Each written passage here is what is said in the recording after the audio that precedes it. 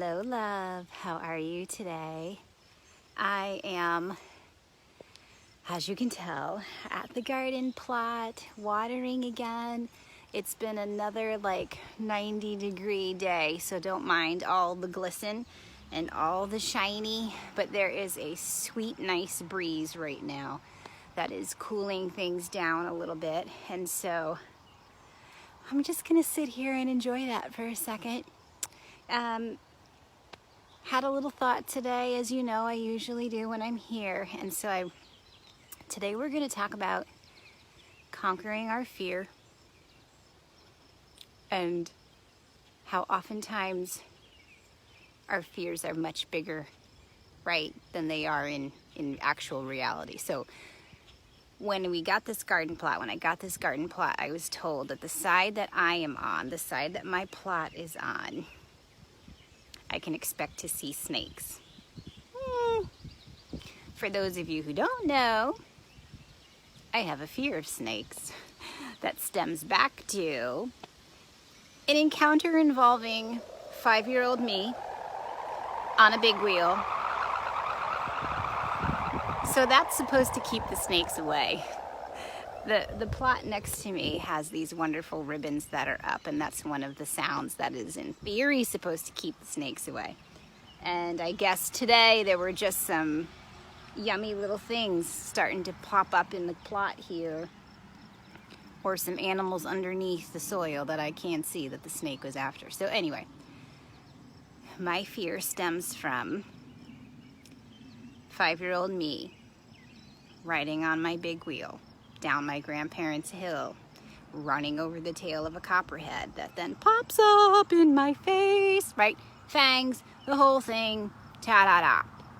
Not gonna relive it. I'll tell you the story sometime. Come hit me up. We'll go for a walk. We'll get some coffee, and we'll talk about how snake phobia was a real thing in my life for many, many years. So, when I heard that this part of the garden experiences snake activity, okay, my heart did little pitter-patters, because that's the one thing, right, I did not want to see. Well, y'all, let me tell you something. I had a little encounter with one today, and I'm still alive. I'm alive. The snake is alive. We coexisted. We got along. There was no screaming. In my past, there has been lots of high-pitched, blood-curdling screaming. That didn't happen today. Today was really just a day about, okay, I see you. I see you, babe. You do your thing. You've got stuff to do. I have stuff to do. We will coexist. That was it. It slithered away. I had a few moments of taking a few deep breaths. I had a moment where I thought, am I still alive? Did I die and it happened so fast? I didn't even know. No, I'm fine. That's being dramatic. But yeah, sometimes I'm dramatic, right? When those fears hit and your brain just becomes super irrational, that's totally what happened. So anyway, that got me to thinking about the power of fear.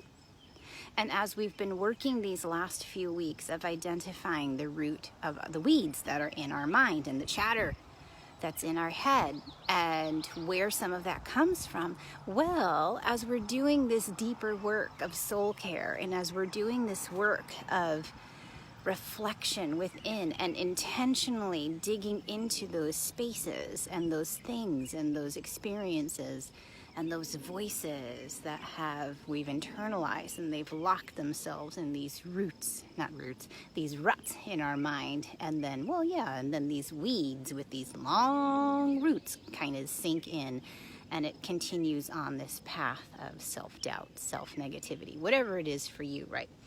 And so that got me to thinking about how much power we give to our fear. We give it. We give it because we stuff it.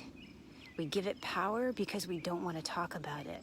We give it power because we lock it up in this little box, and we tuck that little box deep, deep, deep in our heart and in the base of our mind, and we say, that's where you're going to stay, because I don't want to deal with you. It's too painful. It's too traumatic. It's too scary. It's too whatever it is for you, right?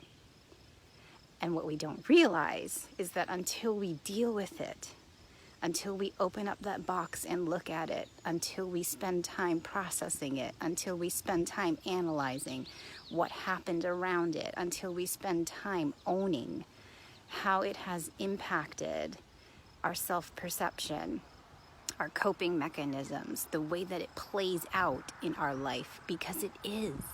It continues to manifest itself in our life in many ways. And part of those ways is this self-loop, this negative self-talk, these limiting beliefs, these areas in our life that hold us back, keep us stuck, prevent us from moving forward, because the voice then says, oh no, remember what happened last time?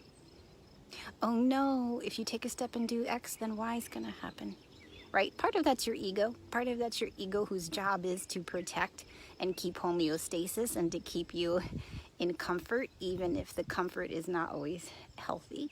And so that's what I want you to think about today, right? Identifying those places where you're acting out of fear.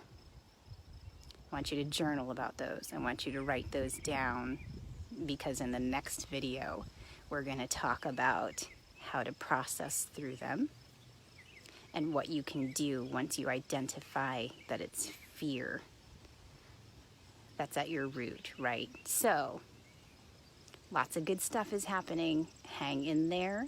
Keep with it. Keep at it. Don't give up. Don't get frustrated. Don't push. Don't stuff. Don't deny. Don't deflect. Let it come up. Let it come out. Journal about it. Write these things down. And then we're going to talk about how to process through them next.